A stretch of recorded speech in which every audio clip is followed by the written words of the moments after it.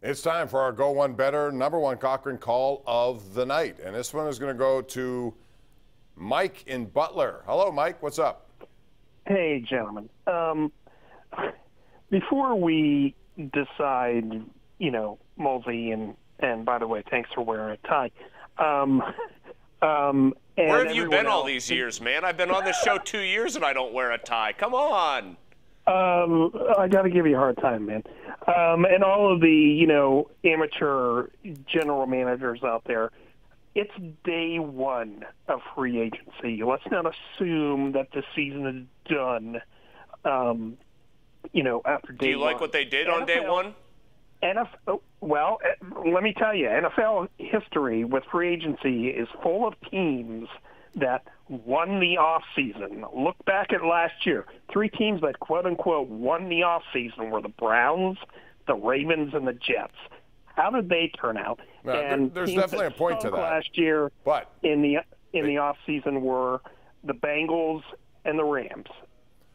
You're right about that. However, you also have to address needs. And I'm willing to agree with you there that you got to wait and see how it is because there's a long way to go. But San Diego, L.A., to me, look, that's a team that specifically went after exactly what it needed to not only add to a team that's good offensively, but specifically tried to really load up on defense to stop the 3 other talented quarterbacks in their division. So they're doing it, I think, the right way, and they spent a lot of money to do it. So, Bob, can I just state for the record, did he say that the Rams lost the offseason?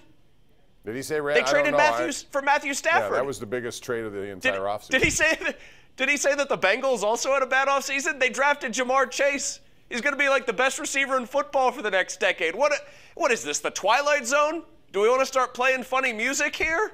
Are we just making up our own realities? Those teams didn't have bad off seasons. They both had great off seasons. It's really funny how that worked with Jamar Chase last year. I remember reading a lot of articles in Cincinnati after they took him and were very critical of that move because they had a lot of wide receivers and they needed offensive linemen.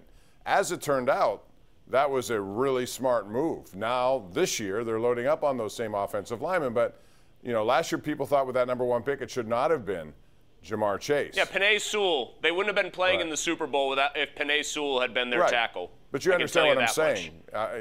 They needed help at the offensive line. Whatever the case may be, it's going to be interesting. Oh, they had a terrible offseason. They and the Rams were awful. What a joke they both were in last year's offseason. My goodness. Well, there's a lot more to come, and we'll officially hear about all these deals coming up on Wednesday, and there's more coming tomorrow, I'm sure. That's going to do it. Chris, thanks as always. We'll do it again on Wednesday night with you tomorrow night. Andrew Filipponi here. Hope you join us at 412-575-2600. Have a good night. See you on KDKA Sports at 11 o'clock.